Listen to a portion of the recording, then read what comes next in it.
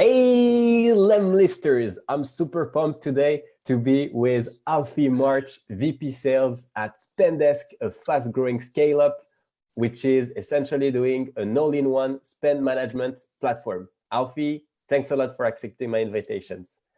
Thanks a lot for inviting me. It's a pleasure to be here. So Alfie right now is based in the US, but you can hear with his little British accent. So where are you from initially, Alfie? So I am born and raised in London, England. I then spent the last 2.5 years of my life in Paris. Nice. So not too far from you guys. And we recently actually just moved to San Francisco. So yeah, originally from London and now in San Francisco. That's awesome. I love the British accents. That's really cool. Basically, we were actually chatting with Alfie in French, so he can speak very well French. That's pretty cool for us. Guys, let us know in the comments if you can hear us well. If you can, if there is any issue or anything, just let us know as well in the comments.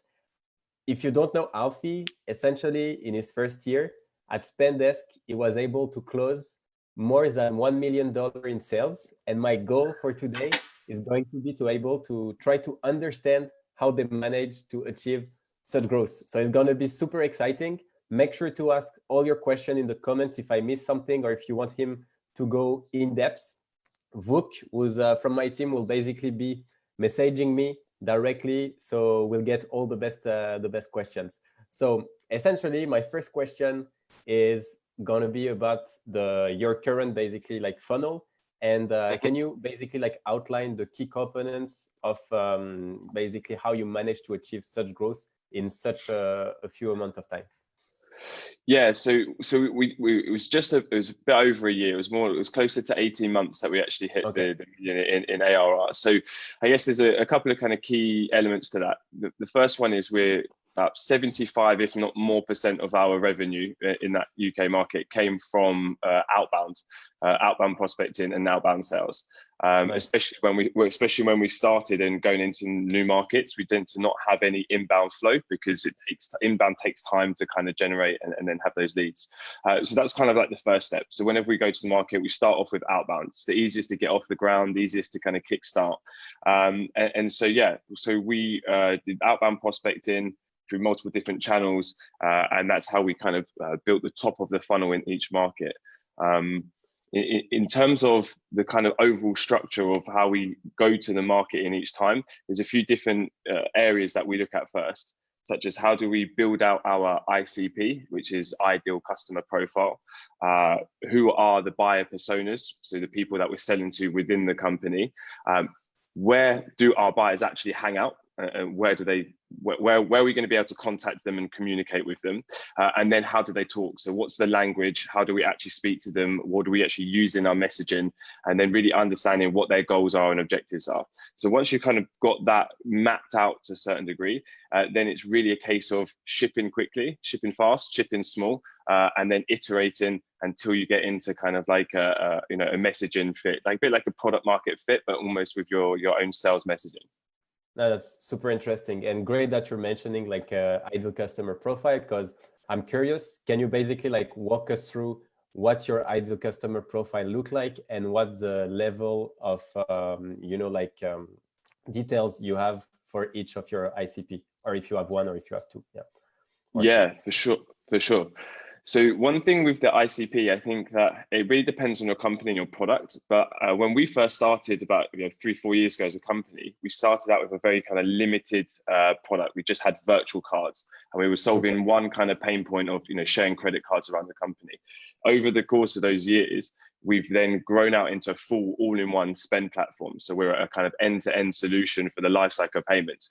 So that basically means that your ICPs can change as you start building out product. So we started off with a different ICP as to what we have now, for example. So for us, at this moment in time, typically anything between 50 to 500 employees. If you have like dedicated people within the finance team, you have over X amount of transactions going on any month, and you typically have multiple entities either globally in different countries, tends to be like a really good fit. Those who are growing fast with their lots of employees, because it means that they'll probably have paying for the first time. They're a startup and they've recently got funded. their pain's going to get bigger because they're growing a lot more quicker, and then they just have the kind of perfect setup. But when we first started, because that's something that we know now, which is, well, when you're going back to like, how do you come up with that in the beginning? I get lots of questions on how do you create your ICP, and I think that the first is you have to start with a hypothesis and not overthink it too much, and then you need to test it. And that's the most important thing. A lot of people can get analysis paralysis, where they overthink and then they don't actually do anything. We were quite lucky. So when we went to a new market, we got to bear in mind that we were France was our main market, and then the UK was like a second market. So what we wanted to do is have the same success that we had in France, but we were in the French ecosystem. We were kind of known within the startup scene. We had connections, they were friends of the founder, investors, family, and so on and so forth. Right? So you have effectively this kind of like first circle of customers that you can kind of go to, and that you can build like the first 50, 60. Whereas when you go to a new country, you don't necessarily have that. You don't actually have a brand. There's not the same sort of connections. And in our first kind of 3 months or the first quarter, 2 quarters, we made the mistake of being quite wide in our target. Now, I think that's good if you don't have any idea of what your ICP is, because then you start wide and you narrow it down. But you want to really create this first circle. And the metaphor that I use to explain why that's really important is like, if you're trying to create a fire and you have lots of kindle and you spark a flame over this side, well, it won't catch on. So you need it to be kind of like slightly dense, so you catch the fire and then it goes off. And then that will snowball into the second circle and third circle. So you want to find one segment which is really succinct, and go after that one and really get success and success stories there. And then it will snowball out after, and your ICPs may change. Okay, that's really great. So just to go, so I got 2 questions for you, because one is once you mentioned, like we want a team or like a company that's going to do a lot of spendings and that's growing fast. Technically, how do you manage like to get all this data? Is it like from Sales Navigator, you try to find like the right filters where the company headcount is changing, or do you have like other sources of data? How do you gather that first list in order to match your ICP? Yeah, so I think you can get a pretty strong amount of data and information just from Sales Navigator alone. It's really going to depend on what tool stack that you have in your company. So obviously, I think you obviously interviewed Jeremy a week ago, or quite recently, who's our head of growth. And so we've actually built that kind of top of the funnel, if you like, where we're building leads, building lists, and really creating those segments, if you like. That starts with the growth team, who discuss with the sales what is the kind of strategy, and then they'll go out and source this information. So they've built in internal proprietary tools to scrape data from different sources like Sales Navigator. There's also things from Crunchbase, fundraising. We also have, I'm not sure if Jeremy mentioned to you on your own interview, but built an internal system to be able to collate all of the job offers of our ICP, so that we can then use this for like personal stuff. So we kind of built that internally, but equally there are external tools that you can buy. There's things like Lead IQ, there's things like Zoom Info, Cognizant, which is probably the best one that's in Europe at the moment. In France, I think you have one which is more Nomination, if I'm not mistaken. So there's lots of different tools that you can use to kind of get this information, but you really need to do that with a certain strategy, and that kind of has that relationship with sales and whoever's sourcing. Okay, awesome. And essentially, like you were mentioning, okay, at first you need to test. So you start your hypothesis, and then you're going to test and see which persona answer the best to your value proposition.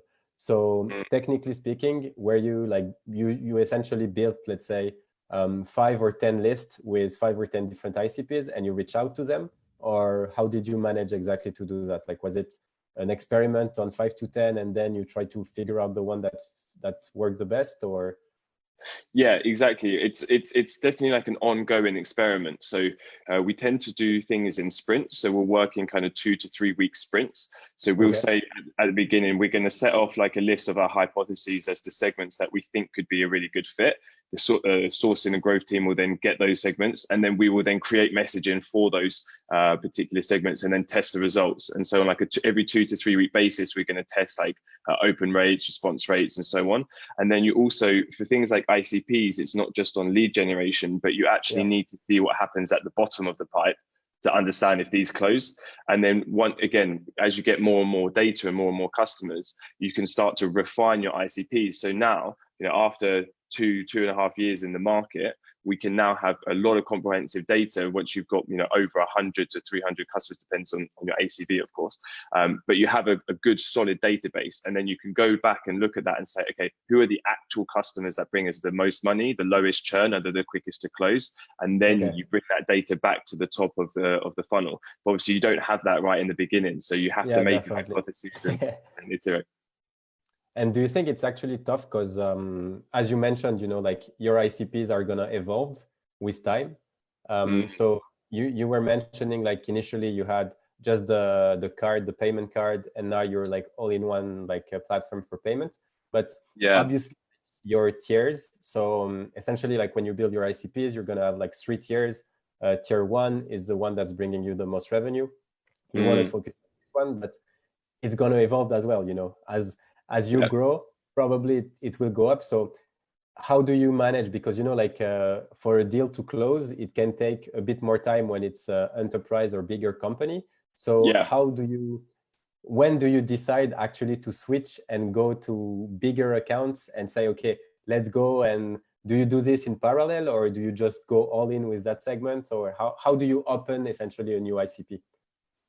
Yeah, it's a great question. And I think it's really about how you allocate your time. So I think that once you have a good understanding of who your ICPs are and who you're actually selling to, you should be focusing 80% of your time on nailing that ICP. I wouldn't try and focus on getting loads and loads and loads. You really need to go, the riches are in the niches. And so find that that niche. And then really nail it. However, I would say that you want to spend 80% of your time doing that, so the majority of your time. But in that 10 to 20% of the time, you should always be spending stuff, kind of breaking things, testing new things, going a bit crazy. And so we would always do things like we would have our, tier 1s, if you like what you're referring to.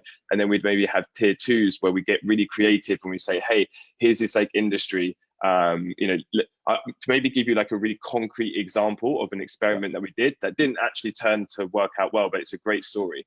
So one of our key ICPs, if you like, that we knew we had a really good business case for was like Airbnb host surgeries. So like Hostmaker, Airbnb, or these types of companies. For whatever reason, it was just a great fit for Spendesk. Now, the issue was, although they spent a lot of money on Spendesk, there's only like 10 or 15 of these companies in the market, because it's just not that many. So when you're thinking about this in terms of like an ICP in a segment, you have to think, why is that a really good fit? And you think, okay, well, they've got multiple properties they're having to like make payments on, buying like, bed sheets and flowers or whatever it may be, but they need to track the costs per house. And they've also got a lot of staff making payments, right? So you take that same that same fit and you say, well, what other industries will face the same challenges, but maybe have like a deeper level of kind of market? And so we were actually at an event one time and we found this, it was like an association of service departments. So it's actually like the apartment I'm in at the moment is a service department. So you tend to rent on a 1 to 2 month basis. And there was a list of like a couple of hundred of these apartments. And I was like, okay, that's going to the sourcing team. They scrape the data. We get the list. We like launch a 2 to 3 week campaign. We then have like completely targeted messages. And that was actually like one of the biggest responses I ever had to like a segment in the Cadence. And this is like, okay, so you're getting like 20, 30% like response rates, calls to qualify there, but you don't know if it's a good fit yet. And what we actually quickly learned was for it to be a good fit with these companies, they had to have at least like 50 to 100 properties in their portfolio. So that list of 100 shrunk to like two or three. And so obviously it wasn't like it was a great fit, great idea, but it didn't have that depth. But the point is, it's that same sort of thing. You spend that 20% of your time testing stuff like that until you get something and it's like, okay, that's a really good fit. And then once you have some results, then that can become 30%, 40%, 60% until you think it may be like your new ICP. Nice. That's really cool. So I think we've kind of nailed down like the ICP, like the first step of really like knowing who's your target. So you were saying like you started with outbound. We love outbound, obviously. So I'm curious, like what does your cadence look like? You mentioned emails, calls. What channels are you using? How does it look like? Is this basically like some sort of pre-template that all the sales are following, or how does that work exactly? Yeah, so we try to stay away from having too much templated cadences and messages. We prefer to give guidelines and let the SDRs and BDRs create their own, because everyone has their own kind of style, and it was also quite important for them to like learn how to create messaging themselves so they can do things on the fly as well. So we set more frameworks and guidelines of how to build messaging, what kind of things are really important. I can go through some of those for you. In terms of like what a cadence typically would look like, we have multiple channels, like you said. So we leverage a lot of our opportunities will come through emailing. That's one of our biggest channels. We do cold calls as well, and then LinkedIn. And so they're kind of like the three main ones. We've also in the last year or so started experimenting a lot more with direct mail, and that's actually been really successful as well. So we try to triangulate both different channels as well as people within the company. So typically we may add like our key buyer persona into a cadence across multiple different channels. And then if we don't have any response, then we also will go down to someone else in the company and have a different kind of messaging tailored towards that buyer persona. So we try and attack from different angles, both different people, but also different channels, because some people just don't like picking up the phone and some people don't like being emailed. So you've got to find the right channel for the right person as well. And so if you had to walk us through like a typical cadence, how would that look like? Is it first step, LinkedIn connection, then second step, email, then call, then manual task? And also I'm curious to know how you implement direct mail. Is it something you do like a direct mail campaign, or is it something you do on a specific set of lead, or can you include it actually in your cadence? Yeah, so I think one of the key learnings from outbound is not all things are equal. Not all leads are equal. Not all companies are equal, and not all deals are equal. And you have to really, really learn when to double down and when to ruthlessly kind of like cut off your activity. So things like cadences, and that's why having like a tier one is super important. If you say, okay, there's 200 companies, I'm going to tick off one by one and we're going to close these deals. That means that when you start putting these into cadences, you want to know exactly, is there any sign of interest? Have they opened multiple times? Are they sending this to other people? And so on and so forth. And once you can start gauging that there's some sort of interest, you want to be able to take them maybe out of one cadence and put them into another sequence, which is not necessarily automated, but it's just, these are like hot kind of priorities. And these are people that you know that you're not going to stop until you get an answer, because there's definitely a really good fit in terms of all the reasons why you chose that company, and also they're showing some sort of interest. So I would say that is also like quite a key one. But in terms of the structure, the things that are working really well for us is leading with value in terms of LinkedIn as like a first touch. So if you have things like community events that you do, useful blogs, always like send an invitation and try and lead with value, and that will increase your connection rate. If they do then connect, I would say carry on straight down into the LinkedIn and starting conversations. Otherwise, we then revert to emails with the first kind of 2-3 should always be about adding value and being very, very highly personalized. And then in those kind of first 4 to 5 touch points, you should get a gauge of which prospects are actually showing a little bit of interest. They may not respond, but you may be able to get a bit of an interest. And at that point, you know which to double down on. And then the ones that have not opened any of your emails at all, for example, or they're not responding at all, you can deprioritize those and then maybe start looking at different people in the same company. Okay, awesome. Guys, I'm going to start with the first question from the community. Again, reminding to all the people who join maybe like after the intro, feel free to ask all your questions in the comments. Vuk will send me like the best one. First question is about a tool. You are like a part of a fast growing company, and we had a chat actually with the community last week about which CRM to choose. So which one did you choose? And what's your experience with that?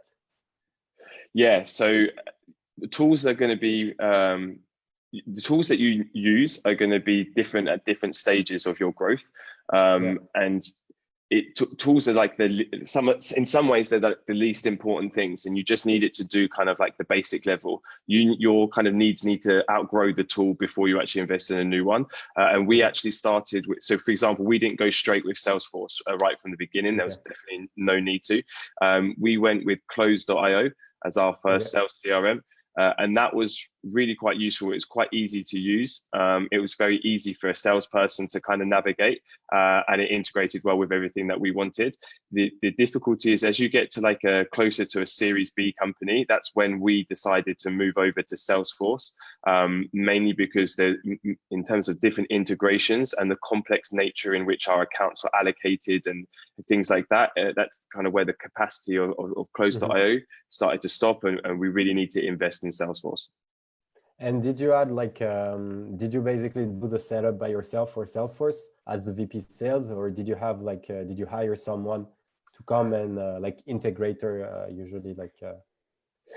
So just in terms, so I was always looking after the UK market from like a sales perspective, and just very much on like the sales. And so the sales team, so the BDRs and the account executives. So I didn't look after the whole of the sales team or the operations side. We actually have a separate operations team, and so we've got a guy called Joe Gates, who's really great, and he actually came in, and that was kind of his like dedicated task in the beginning to implement the tools and operations for our sales team, and so he was the one that focused on that. But it is a very complex operation to do, and it does take a lot of time, so you have to be prepared for it. Okay, nice.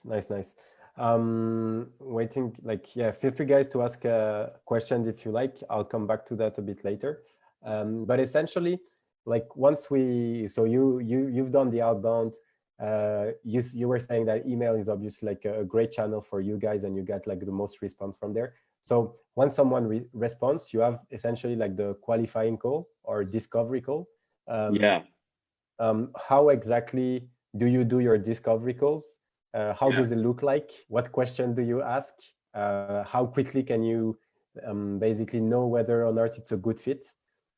Yeah, it's a really great question. I think this is something that we do very differently from the majority of companies in SaaS, for two reasons. So the status quo, most companies will kind of have a very short, simple qualification, which is more like BANT. Is there business needs, is there authority, is there a need, and is it the right time? And they kind of have a 5-10 minute qualification, and then they pass it over to an account executive, and the account executive will then do a discovery and then some sort of a demo, maybe on 2 different calls.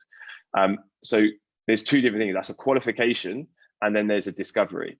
Now, qualification, when you have much more of an inbound flow, qualification is much more necessary, because you actually need to establish, is this a company we can actually work with? But one of the beauties of outbound is you're deciding who you're going after. So within a certain degree, it's already qualified, but you really need to kind of discover. So it's more about discovery. And that discovery is normally done by an account executive. We made the decision to do at Spendesk, have the discovery done by the SDRs. So that discovery is actually very comprehensive. Most of those will be between 30 to 45 minutes. And it is quite a deep dive into their current status. So the key things that we go through, and this is by far one of the most important calls in the sales process. Many deals are won or lost depending on what happens in the discovery process, and that's where you have kind of like all the ammunitions. So you need to know exactly, when you're going onto that call, who are all the people in the decision making unit. So for example, we sell to finance teams. If we're speaking to like a financial controller, I will already have researched all of the people on LinkedIn Sales Navigator in the finance team, and I will have their names. Prior to the call, you have already the names and everything. Okay. Yeah. You need to be, and you have to be in control of that conversation to be, okay, hey, so I'm speaking to this person here. Thanks very much for coming.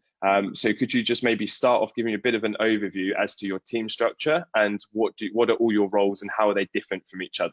And that's a really good question, because A, it shows you've done your research. B, you're bringing people that you know are going to be in the decision-making unit to some degree. And then you're figuring out, is this person actually a decision maker or are they not? And you haven't asked them directly, are you a decision maker? Because that will never give you the right answer. So that's the kind of the first one. Then you need to understand their current situation, and there's lots of questions you can go into there. But some really important things which I think a lot of reps will miss out is, why are they acting now? Like, so what's the urgency? So a good way to find that out is to say, why have you decided to do something about this now instead of 2 months ago? And that will actually kind of bring to light the exact reason of why maybe why this is urgent, and this is something. When you then go and follow up with them and you decide on the timelines, you're doing this because they've decided this is a good time, not because you're just being a spammy salesperson and being like, hey, you said we should talk, hey, you should talk. So those are some of the key ones. There's a really good tip that I can, every single rep that comes into Spendesk, I recommend to buy the book called Questions That Sell from a guy called Paul Cherry. It is one of the best books for sales. And if you think of sales as like the art of war, then questions are the heat-seeking missiles. Because often you have information that you need to get, but you cannot ask those questions and expect to get those answers. Yeah. So you really need to change the questions. Maybe to give you like an example, if I was to go and buy a house with my wife and the estate agent says, are you the one to sign on the contract? I'm going to be like, yeah, of course I am. And maybe I will be the one to sign on the contract. And he's like, okay, great. I've sold the house. I go home, I speak to my wife. My wife then says, oh, it's not near like schools. There's no schools. I don't really like the area. And then I come back and I don't even meet the guy. I just say, no, I'm not interested in buying the house anymore. What he's failed to do is he's failed to understand that there's a decision-making unit, which is me and my wife, and he's asked the wrong question. The question was not, are you the decision maker? It's to understand, okay, in between now and potentially buying this house, what is the process you're going to have to go through and understand if there's other people. So that Questions That Sell book is really great. So essentially, yeah, that's super interesting. But I want to go back to your first point about, like understanding the team, because I think like doing the research is, I would say, an area where I see a lot of people working in sales like failing, just because it takes a bit more time, it takes a bit of an effort. And would you go on the call like knowing, like for example, if I know like you're working with Jeremy in growth, who's maybe helping you with top of funnel, and another one of your I don't know, like COO, like someone in handling operation. If I go to the meeting, how exactly would you mention the role of each partner? Would you go saying names? That way, it shows that you care and that you did your research?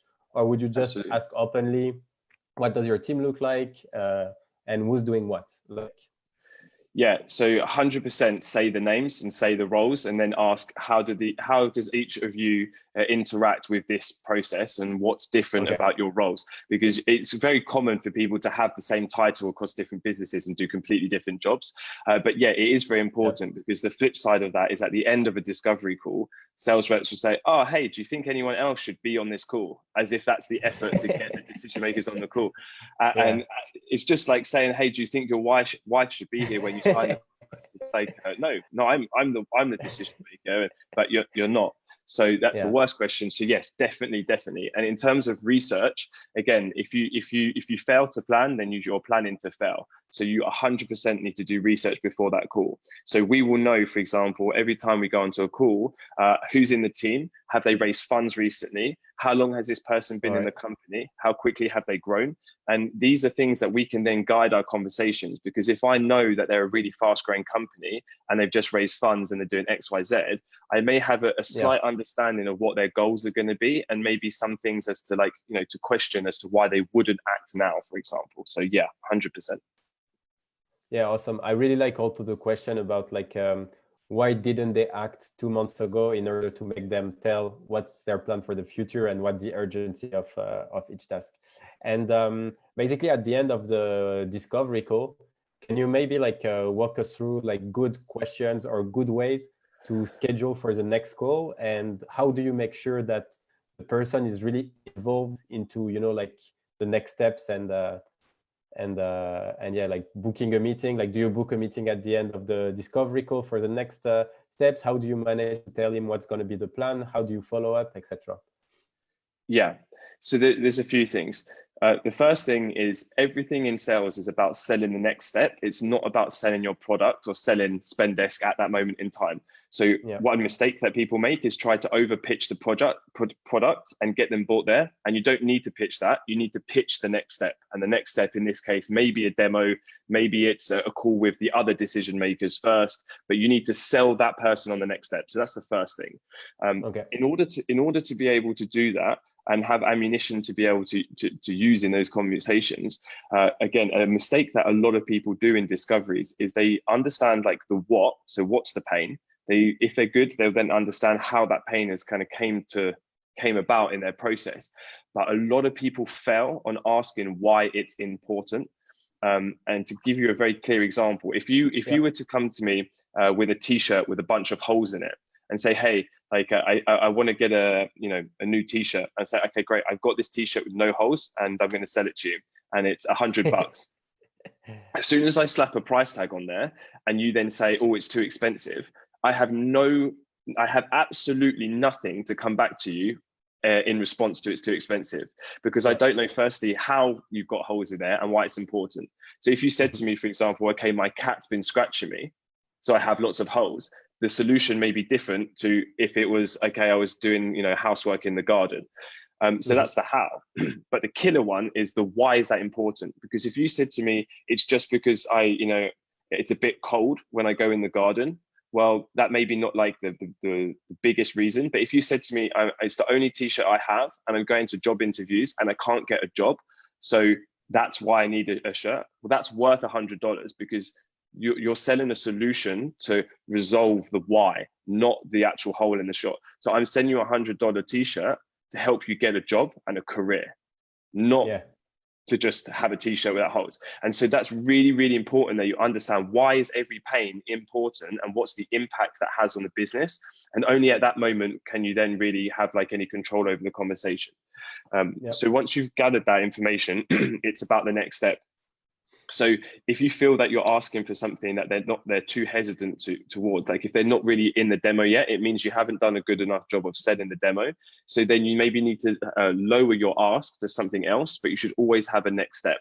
And even if you think, let's say you've got a next step and it's with the decision-making unit, you would then invite them, set a specific date and a time. Even if they're not sure, you should always put a placeholder in place. Just say, I'm not sure, there's other people, I don't have their calendar access. Okay, no problem. So what I propose is I'm going to put a placeholder in for Wednesday at 3 p.m. I will then check 2 days before if that still works for you. And if not, we can reschedule. But for me, so that I don't chase you up and spam your inbox like an annoying salesperson, it's always good to have a next step, but we can always reschedule if that's inconvenient. How does that sound to you? And like that works normally. All right, nice. I like it. And I think the why part is really interesting. So how exactly, like what type of question would you ask in order to understand like the why? Because sometimes people don't really realize their why. They're gonna, for example, in the case you mentioned, it's like that one guy who's probably gonna tell you he's the decision maker when he's not, and essentially like he doesn't always understand the why, and his manager might have told him like, okay, we need to have like this payment solution, but okay, it just went for it and that's it. But what questions can you ask, and how can you really like pull out all the information you can from that person?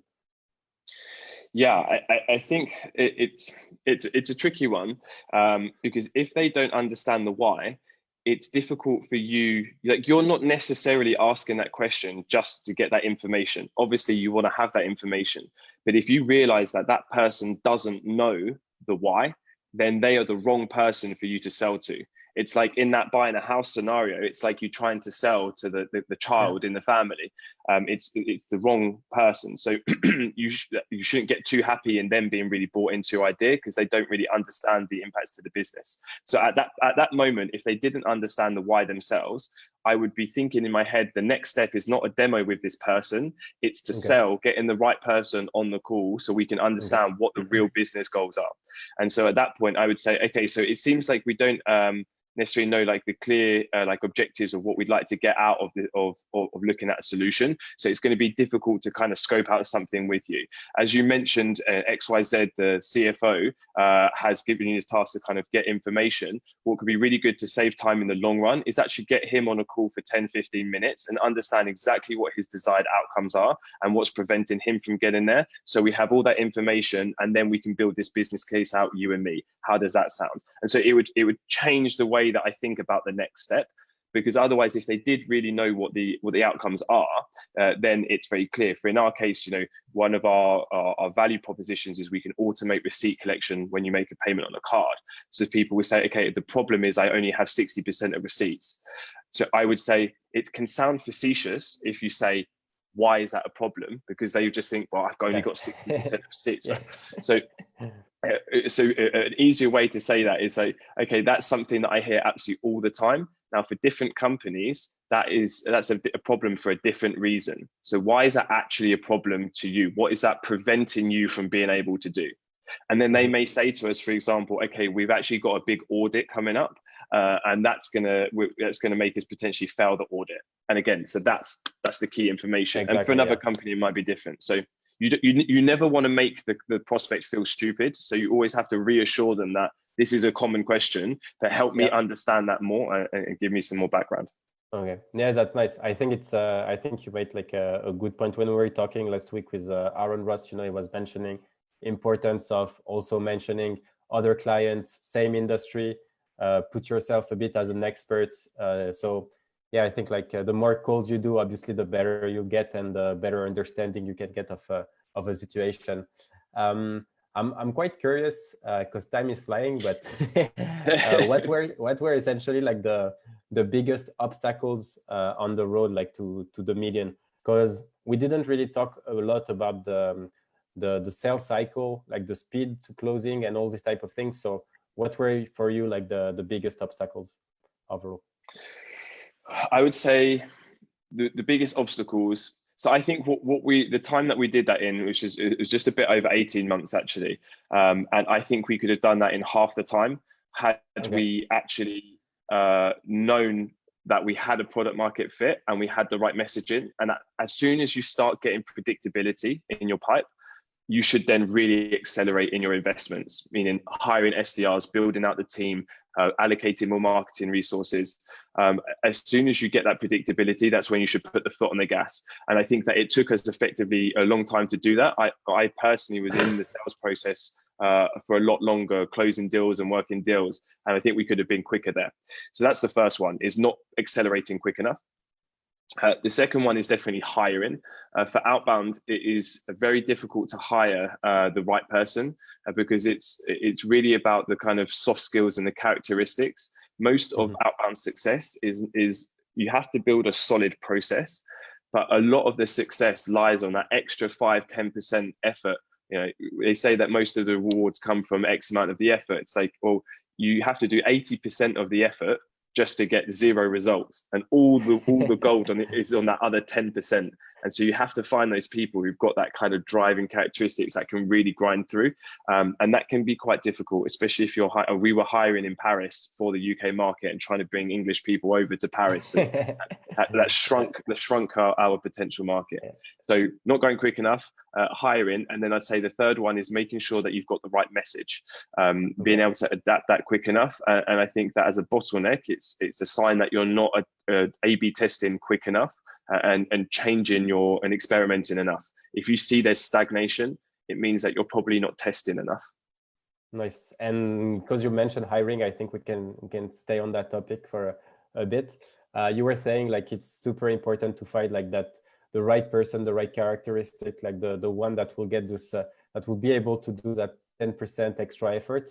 So how exactly do you find the talents? Have you figured out a way, like, or question that really gives, where people can give answers that will give you like a yes or a no? Like how does your like hiring process look like essentially? Yeah, and maybe you can mention first like the team size, just so people understand, because you have quite a lot of salesperson, I think, in Spendesk. Yeah, well, now we've got about 50, 60. I think I'm losing count. So that's like growing very quickly. But again, so I was only looking after the UK market. Nicolas Marsh is our sales director who runs the whole Spendesk sales team. And so I was growing with a team for about 0 to 8 people. And then that's when I stopped working there and then transitioned to work with the US. So there's just me and one SDR at the moment in the US. and we carried on growing, so we're like doubling in size. But I guess there's two elements. There's where do you find the candidates, and then what's your interview process. With finding candidates, I would say that you want to build on for the long term. So you want to ultimately build an internal recruitment company within your company as quickly as possible. That's going to save you bottlenecks. Hiring is probably one of the most, it's probably the biggest bottleneck for any kind of team within a fast growing company, whether it's building out pipeline, changing a product. And one way to do that is really to internalize that function. It's also a lot cheaper because recruitment companies are expensive. And I think that you have to be very, very clear with, just like how your ICPs and your buyer personas are in terms of that sales process, you have to be very, very clear with the scorecard of what makes someone successful in outbound sales. You have to be very clear about being able to find those characteristics within the interview process. And again, just like in the sales process, a discovery call, the information you want to know, you do not necessarily ask the question. So for example, if you want to know if someone's ambitious, you would never ask them, are you ambitious? Or give me an example that's shown when you're ambitious. You may ask about different things. So I think that takes a bit of time as well. And can you give example of what characteristic are you looking, like in your scorecard, like what are the key characteristics you're looking for? And typically like the type of question that you could ask? Yeah, so I think some extremely important ones are curiosity and ownership. So ownership is really about not blaming other things or people for the reasons for failure. And so we will dig into failure. So we will ask, for example, can you give me what's the biggest failure you've ever had in your life that's non-academic? We don't really like using I've failed an exam as one because it's quite a common one. So we will have some sort of example, and then we will ask more about, okay, so what were the reasons that you failed? And then in the responses, you will hear whether they took ownership over the failure and thought about it in a good way and a learning experience versus something where, okay, there was an external reason for which I failed. Another great one, when you're looking for example, can you give me an example of when you've had a disagreement with someone at work? You will very quickly see what's their kind of reaction, because it's very an unguarded question. And you will kind of dig into, okay, what was the reason, what actually happened? And you'll just see how they kind of deal with those situations. So ownership is super important, because in our culture that we have at Spendesk, everyone is like their own CEO. You have your scope, you know how you contribute to the team. But then you have full autonomy and responsibility over how you do that. And we're more there just to guide you and help you achieve that. So you have to be an owner. So you have to own your outcome, meaning you can't just come in, do your emails, and if you don't get any responses, say, okay, the job's done. So that's a key one. And I think that another one is a fixed mindset versus a growth mindset. So being able to look at yourself as someone who's on a curve, and that you may be here, but you know that you can get there if you work hard and you learn, rather than being a fixed mindset, which thinks that your skill level is kind of fixed, because a fixed mindset is often fearful of failing, because that failure makes them feel like they're either a loser or they've not done well, or it's proving that they suck. Whereas a growth mindset person would see failure as an opportunity to learn and grow. And that is super important, because everyone in our company, well, I joined when we were about 20 people, and we were all babies. Most of us had only started doing this job for the first time. Nico was an intern, and now is the sales director of a 60-person sales team. And he'd never had this job before. So everyone's learning things for the first time. So you really have to be able to grow into that role. Nice. Yeah, I like that. It's really cool. We have like tons of questions from the audience, so I'm gonna jump on it. Otherwise, people are gonna be unhappy. Go for it. So essentially, like, let me. Oh, okay. This one is good. So one guy is asking, what exactly do you usually test whenever you're testing? In emails, is it like the catchphrase, the message length, subject line, like? Do you have a clear plan of experiments, or is it more because you said that you wanted to give also like the ownership to each of your SDR, BDR? So how exactly do they test? Like, is it very planned, or is it a bit everyone does his own things? So on a macro level with how we manage that with the team, it's more a case of that SDR is going to own their opportunity target. And so when you're doing one-to-ones, it's more a case of, okay, if you haven't hit that target, come to the table with saying, I haven't hit this target. These are the reasons why. This is what I've done. This is what I think could be improved. Can you help me improve X? And then we'll help guide them. So that's where it's kind of a flip. So we won't proactively necessarily go to each person and say, okay, these are all your conversion rates. Why have you not done X, Y, Z? That's very kind of micromanaging. So we would flip that on its head. But yeah, in terms of what we would track is if we were a very data-driven company, so we will try and track everything throughout the process that we can, from open rates. So that would obviously open rates would suggest the quality of your subject line, and then your click-through rate. So how much interest you're gauging within your email itself to like an external link or your website, and then obviously the response rate. And then from that response rate, is it positive or negative? Obviously, it's very difficult because you don't get qualitative information or feedback on those messages, which is why it's so important to just A/B test until you get better results. But obviously, if we had, for example, a super good open rate and the response rate was high, but the response rate was negative, and we know that they were kind of good fit companies, I would analyze that and say, okay, high open rate, so you've got a good subject line. You've got a high reply rate, which probably means the quality of your personalization and empathy and humility within the email was good, but the reply is negative, which means maybe your explanation of our value proposition or the explanation of the pain is not clear enough. And so we would go and proactively look at some examples and then help coach to kind of modify that. So we use data not to kind of micromanage, but more to help figure out which levers we need to fine tune, but with the reps kind of taking that ownership of saying, here's what I think, can you help me here? Yeah, I think it's nice because I actually had a chat with another like fast growing company, like VP sales. And essentially he was telling me initially they were managing and checking, all these metrics. And at some point, like marketing was also putting a lot of pressure on the open rates. And at some point they realized that some people were using like deceptive subject line, which was leading to obviously like high open rate, but much lower positive reply rate, which I think in the end is what matters the most. Like you want to know like how many people are answering positively to your emails. So that's well, it's the difference between input versus output. You do not want to be input focused, and all of those metrics like open rate, response rate, they're all input focused. How many activities have you done in a day? They're input focused. And so although you need to monitor them so that you can have information to improve, they're not what you should be trying to maximize for. If someone can do 10 cold calls and they get 10 opportunities and they can go home at the end of the week, do 10 cold calls and go home at the end of the week. We very much focus on the output and then use the input kind of to guide that, which is actually very different in this kind of current environment with coronavirus, because all the assumptions are completely different. So we can't really be output focused anymore. We have to be input focused to learn what the new conversion rates will be in this environment. But this is obviously a bit of a unique situation. Yeah. One guy is asking also a cool question. So from Nick, how do you ride the fine line between heavy personalization, where obviously you're going to spend more time, and really like automation, where essentially it's basically more rich, but less personalization?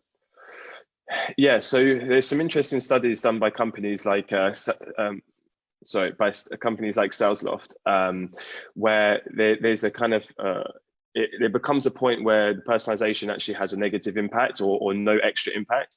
And so to personalize more than 20% of your email basically it serves as no purpose. It doesn't really change anything. So my tactic there is I only ever personalize the first kind of line, or the why me, why now.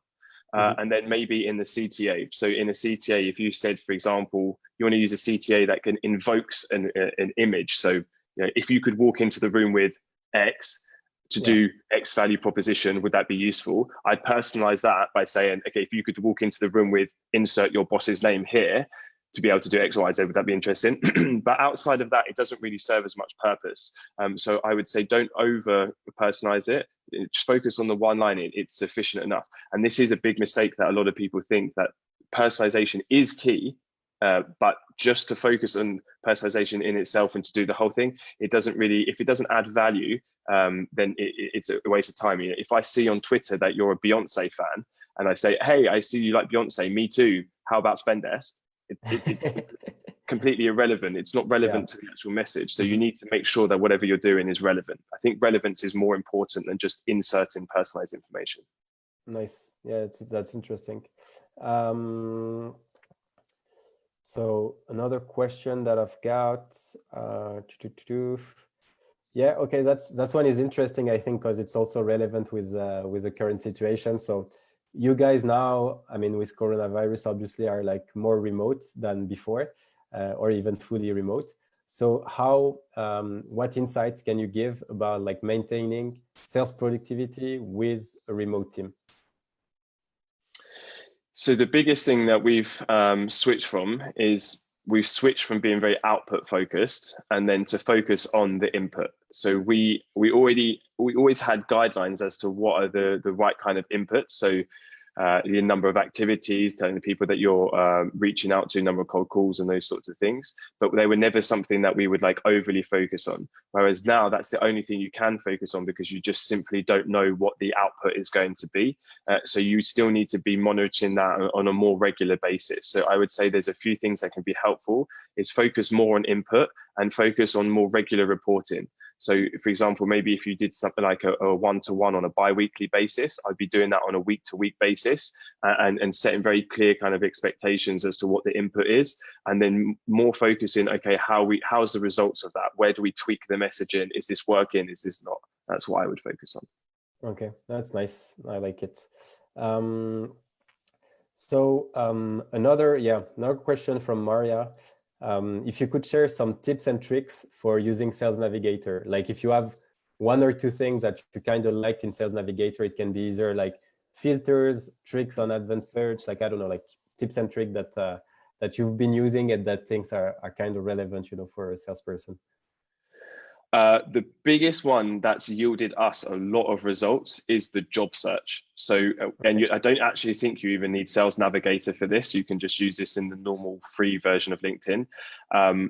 So this is fantastic for two reasons. If you type in whoever you sell to as a job post and then your area, you will see all of those job posts and you can see their exact goals and responsibilities. That is so good for your messaging because you're basically saying, hey, this is what you're trying to achieve. This is a pain that is stopping you from getting there. This is how our product can help. So that's firstly a really great one. But secondly, you can then switch on notifications on those job posts. And this is actually a really good time to reach out to people because if you see that we sell to CFOs and financial controllers, if I see a job post for a financial controller, I'm going to message the CFO and I'm going to screenshot the actual like job posts with that there and say, hey, I see that you're hiring this person. I see their responsibility will be X. This is a reason that they might not be able to do that. And here's how we can help. Would it make sense to have a chat? And that is so good because it's just timing and it gets sent directly to your inbox. So there's nothing that you need to do. So that's one of my favorite tips. Yeah, I think I really like that. I think the job search one is really interesting because, as you said, you know, like usually the person who are writing the job ads are the one who are hiring, and usually they're gonna put what they're expecting. So you understand, like it's as if you were doing your discovery call, you know, prior to actually reaching out to someone. That's nice. Maybe we have time for one last question. So.